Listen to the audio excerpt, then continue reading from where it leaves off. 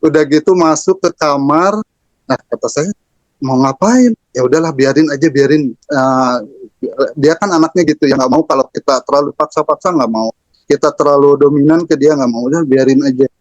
5 menit udah gitu, apa Kamanda? Datang itu rombongan, calon laki-laki datang semua. Ya udah kita tahan, kita apa, ajak ngobrol, Ngobrol. kita ya sekitar berapa, setengah jam, jadi sekitar jam 8 anak saya keluar. Kan ya anak saya tuh yang tomboy ya, saya bilang tadi ya, dengan feminimnya, dengan cantiknya dia keluar, dia siap untuk menerima itu pertunangan teh. Itu amazing sekali, alhamdulillah. Terima kasih Teh Febi. Keren, keren, keren.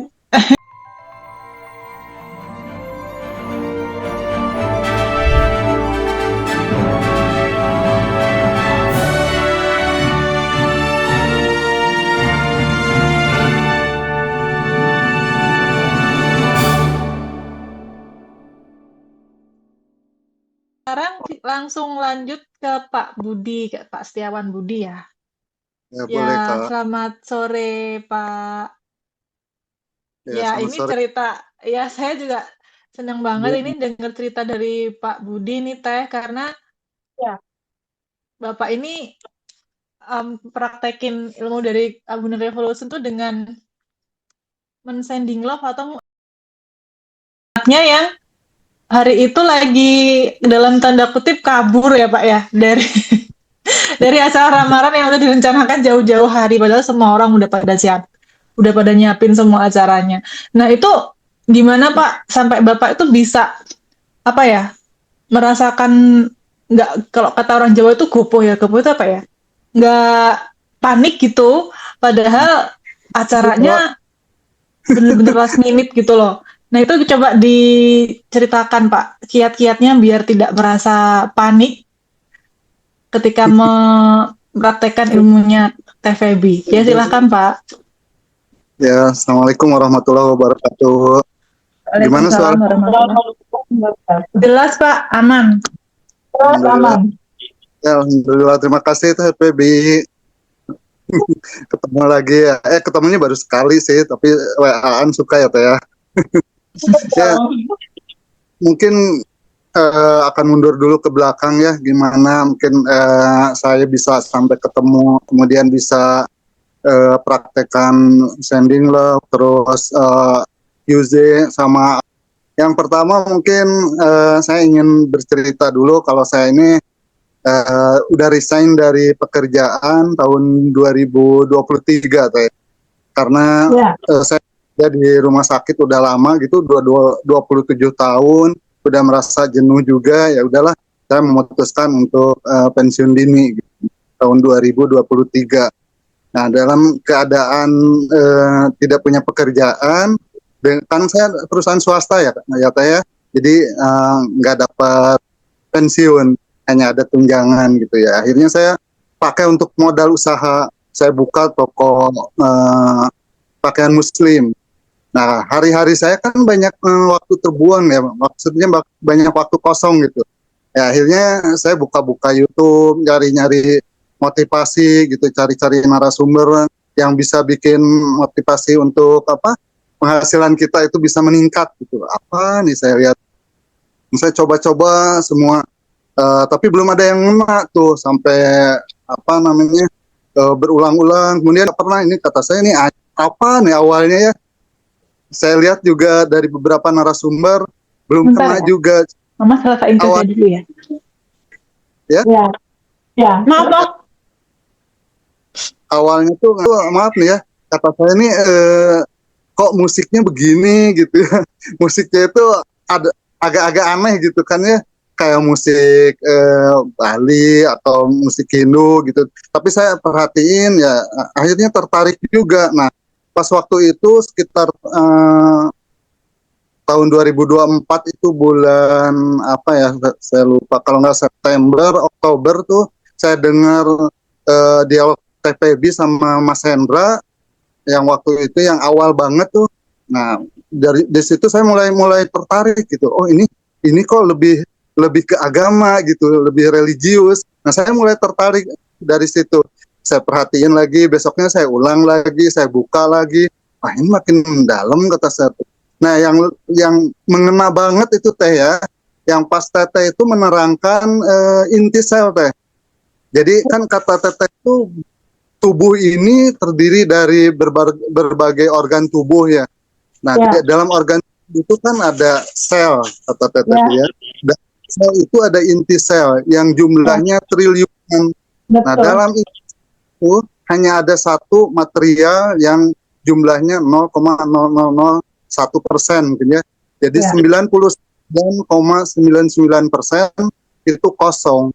Nah, di ruang kosong itu, kata Teteh kan, itu hanya ada Allah.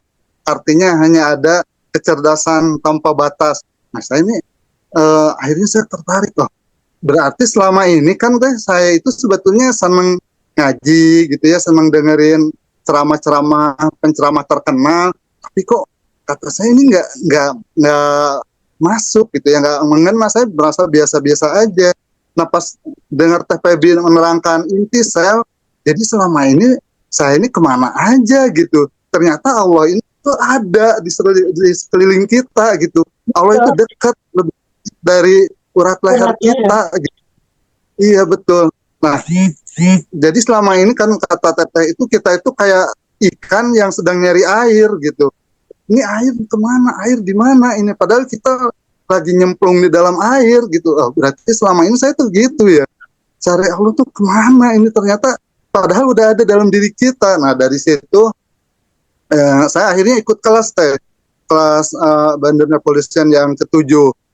Nah, saya udah mulai coba-coba praktekkan, tapi sebelumnya semenjak saya sering lihat channel YouTube Teh Febi ya, itu saya sehari bisa 2 sampai 3 jam teh saya tiap hari itu karena di toko saya itu kan saya sendiri ya, nggak ada kegiatan, paling melayani pembeli ya udah saya buka-buka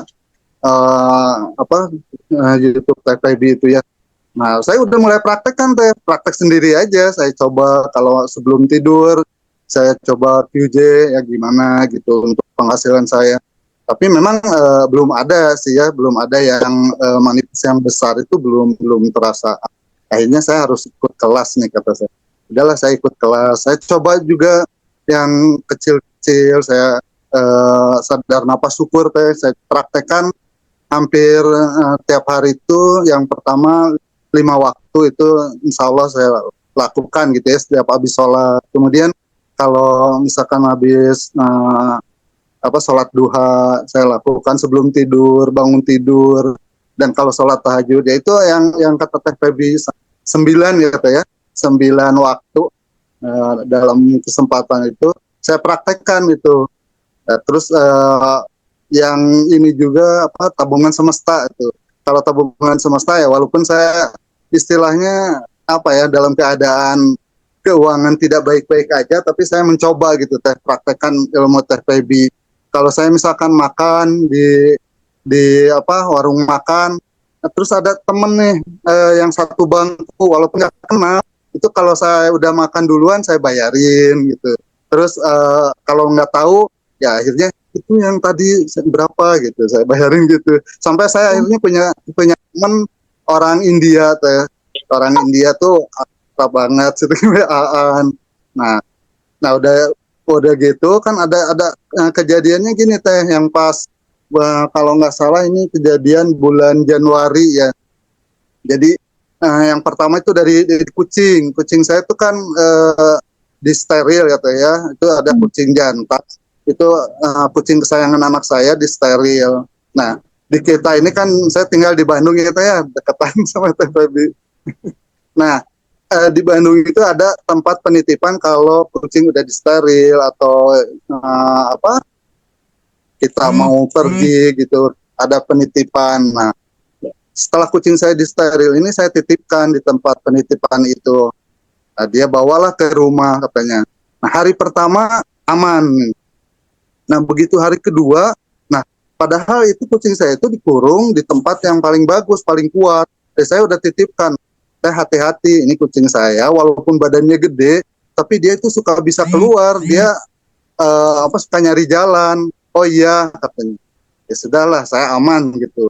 Nggak taunya besoknya datang teh ke rumah si tetehnya, ke istri saya, ibu katanya maaf kucingnya hilang kabur. Kok bisa kata saya, iya itu dia keluar dari kandangnya, kemudian dia loncat ke nako ya kabur. Waduh kata saya, ya udahlah, kalau saya udah gimana lagi, yang nggak terima anak saya tuh nangis nangis, anak saya kan masih kuliah ya, akhirnya dia setiap mau kuliah dia nyari, pulang kuliah dia nyari, saya udah pasrah lah. Akhirnya saya bilang ke anak saya, udahlah terima, namanya udah hilang. Nah saya QJ teh, saya waktu itu bukan untuk Quantum Jam, saya kasih lah 10 keuntungan biasa, jadi anggap dia ada di depan saya, terus saya elus-elus. Jadi kalau kamu pulang, kamu akan dikasih makanan enak, kamu akan bisa main juga di rumah, bisa bebas, keluar juga kamu bisa boleh main. Kemudian kamu juga akan ketemu kan di rumah nih ada anak-anaknya, ketemu anak-anak kamu juga. Kamu juga di rumah bisa nanti disayang, bisa dimandikan. Pokoknya saya kasih 10 keuntungan. Udah gitu saya lepas. Anak saya udah lepasin aja, nggak apa-apa, kita terima aja. Sayangin yang ada aja. Nah, itu udah 5 hari hilang teh. Tiba-tiba si tempat penitipan itu yang punyanya datang ke rumah teh, bawa kucing itu. Di Quantum datang dia datang masuk ke rumah, ya udah saya tangkap, padahal itu kan dia nggak tahu jalan ya di tempat yang baru, tapi dia pulang sendiri. Saya laporan kan ke TVB ya, Teteh alhamdulillah ketemu lagi, kata TVB kan amazing katanya, coba sekarang Kang yang 10 juta. Oh iya teh. Nah waktu itu saya ingat pertengahan jalan kucing doang nggak dapet gitu. Waktu itu ingat pertengahan puasa teh, sekitar 12 Maret saya Quantum Jam lah. Waktu itu emang saya juga lagi kata saya tadi ya, saya lagi butuh keuangan saya tidak baik-baik aja gitu, makanya saya ya, cuman sekitar 3 kali itu ya. Kalau yang ini kan udah biasa napas syukur, udah dilakukan. Kemudian mau tidur itu Quantum Jam buat 10 juta. Udah gitu saya udahlah lupa, saya udah biasa aja menjalani ini. Nah begitu mau lebaran ini amazing juga, begitu mau lebaran tiba-tiba kakak saya datang, terutama ke istri datangnya, ini ada uang 10 juta buat lebaran. Ya Allah kata saya, benar-benar ini. Padahal saya cuman gitu aja ya, malah sadar napas syukur sama kalau ada sending love kalau keluar itu, setiap orang yang ketemu itu, bahkan kalau saya pikir lebih dari 10 teh. Pokoknya orang yang ketemu mau driver mau driver gitu ya, mau angkot kan supaya ada warung kosong saya doain, orang yang lewat saya doain. Mungkin kalau dihitung itu lebih dari sekitar 50 orang ada, setiap yang ketemu aja pulang dari masjid saya doain orang yang ada di masjid. Alhamdulillah. Nah yang paling ini teh, yang anggap saya paling fenomenal, yang paling amazing itu yang pas tentang anak saya tadi yang kata Kamanda itu ya. Jadi anak saya kan sebetulnya masih semester 6 sedang nyusun, tetapi dia emang udah istilahnya udah ketemu sama calonnya ini udah lama, sering bersama aja gitu.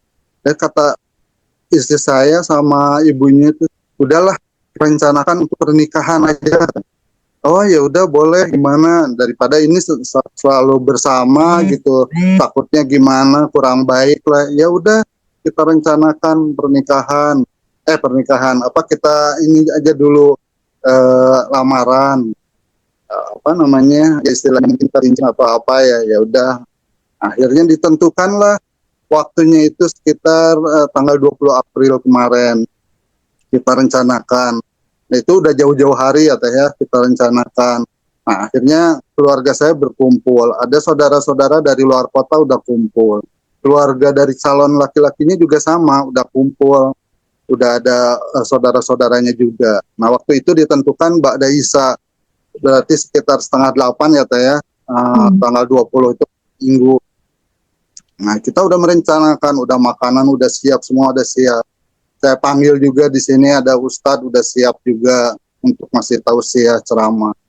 Nah kita kan nggak tahu ya Teh ya, apa namanya, anak saya itu seperti apa hubungannya dengan orang tuanya, dengan calonnya. Ya kita anggapnya udah baik-baik aja, nggak ada masalah, nggak ada problem. Tapi apa, tiba-tiba pas waktu mau mendekati, ya udah ini udah di hari H ya, udah di hari H tanggal 20 itu.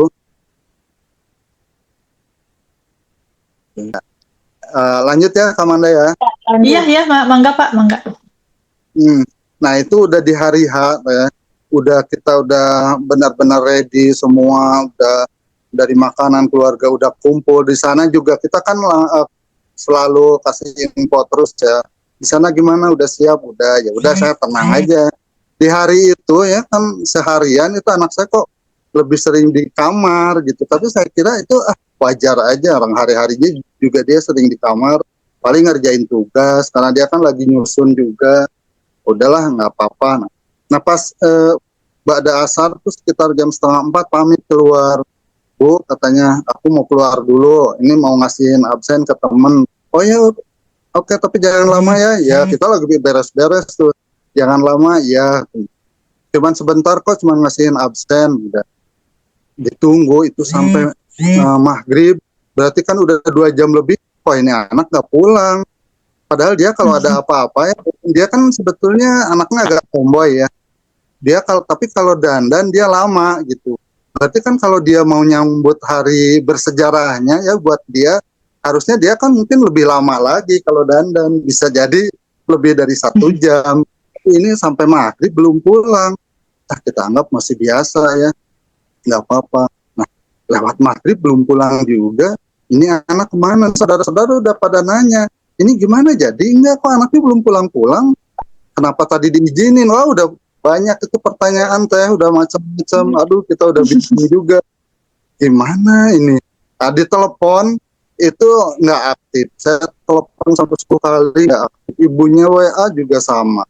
Sekitar habis maghrib itu cuman ada WA masuk ke ibunya, katanya gini, Ibu jangan cari aku, katanya aku ada di suatu tempat, batalin aja pertemuannya. Ya Allah, gimana nggak panik itu? Tapi masih keluarga besar, enggak. Saya sama istri, terutama sama kakak itu yang akan menerimanya, itu cuman itu bertiga. Ini gimana katanya? Terus kata kakak tuh, sebetulnya kalau mau terima aja dulu, nanti kalau nggak cocok, setelah itu kan dalam perjalanan itu kan ada waktu ya, dia bisa menolak, bisa membatalkan. Ini kalau gini gimana katanya? Saya juga bingung gimana. Saya tanya ke istri saya, emang ada problem enggak gitu? Nggak tahu juga, nggak pernah ini. Dia cuma bilang bahwa nggak cocok katanya, ada masalah lah yang nggak bisa cerita. Tapi kita kan jadi bingung ya Teh ya. Di sana juga udah calling terus. Ini gimana katanya? Kita belum ngasih tahu juga kalau anaknya nggak ada. Aduh, kata ini gimana nih ya? Ini waktu kan terus berjalan. Ini hitungannya bukan hari lagi ya Teh ya. Hitungannya udah menit. Ya udah hitungan menit. Gimana ya? Akhirnya saya pasrah lah. Istri saya bilang, Bu pasrahin aja. Kita kan nggak tahu. Mungkin ini rencana Allah yang terbaik. Kalau memang harus nggak jadi. Ya tapi gimana katanya, nyampeinnya gimana ke keluarga calonnya? Kalau cuman calonnya yang datang mungkin nggak jadi masalah, tapi ini kan sama keluarga besar ya. Sementara jarak kami itu ya paling cuman 10 menit sampai 15 menit pakai kendaraan. Maghrib udah lewat, kan tinggal berapa menit ke Isya ya. Rencana acara ba'da Isya. Duh, saya juga udah mulai bingung. Gimana? Ternyata antara mereka ya, anak saya sama calonnya, sama orang tuanya, memang ada mungkin masalah besar yang mereka sendiri nggak mau cerita, tapi di ujungnya mereka hanya ingin berpisah. Aduh, gimana? Ini kita nggak habis pikir. Akhirnya saya Pas waktu itu udah masuk isya, saya sholat dulu ke masjid, saya pulang, ngobrol lagi, anak belum pulang. Kebayang nggak paniknya kayak gimana? Itu kita udah, akhirnya saya ke istri, kita tenang aja ya, kita pasrahin. Nah, saya betul-betul di situ saya pasrahkan, saya kosongkan gitu ya. Saya ingat ajaran ke TPB itu ya, bahwa kita harus kosong, menerima. Ya sudah, sadar nafas syukur. Akhirnya saya pergi ke kamar atas. Kebetulan ada kamar di atas kosong ya, di ruangan. Ya, saya gelar sajadah, tapi saya udah sholat. Saya hanya duduk aja. Pertama saya merenung, kemudian saya pasrahkan ke Allah. Ya, setelah itu saya sending love. Sending love, saya benar-benar saya pasrahkan, saya sending love bahwa kamu anak baik, anak soleha, datang ya. Kamu akan menyelamatkan keluarga. Kemudian berapa menit lagi? Karena udah sebetulnya udah masuk waktu ya. Udah Iya. sekitar 7.20 ya 19.20 ya. Berarti ya hitungan 10 sampai 15 menit gitu. Saya anggap dia ada di hadapan saya ajak ngobrol, senyum, Iya. saya tersenyum, saya kasih jembatan rasa ya, saya kasih ke 10 kalau kamu datang, kamu akan menyelamatkan keluarga kita dan keluarga dia. Kamu akan mendapatkan calon suami yang baik. Kamu juga kedepannya hari-hari kamu akan ada yang jagain. Kamu juga akan lebih disayang sama ayah, sama ibu, keluarga juga. Pokoknya itu saya kasih 10 keuntungan. Udah gitu saya lepas. Istri saya manggil, ya turun. Ya udah saya turun, udah datang belum? Itu telepon terus. Bu, katanya ini jadi iya saja jalan aja itu ke calonnya ke laki-lakinya. Dia bilang bahwa belum datang, tapi dia belum bilang keluarga saya sama dengan di kita saling jaga. Pas setengah 8 ada motor, tidit. Nah, katanya itu motornya kayak hafal gitu ya. Nggak tahu siapa yang datang sendiri itu pas jam setengah 8 dia datang, udah gitu masuk ke kamar. Nah, kata saya mau ngapain? Ya udahlah biarin aja, dia kan anaknya gitu ya, nggak mau kalau kita terlalu paksa-paksa, nggak mau kita terlalu dominan ke dia, nggak mau, udah biarin aja. 5 menit udah gitu, apa Kamanda datang, itu rombongan calon laki-laki datang semua. Ya udah kita tahan, kita ajak ngobrol. Kita ya sekitar berapa, setengah jam, jadi sekitar jam 8 anak saya keluar.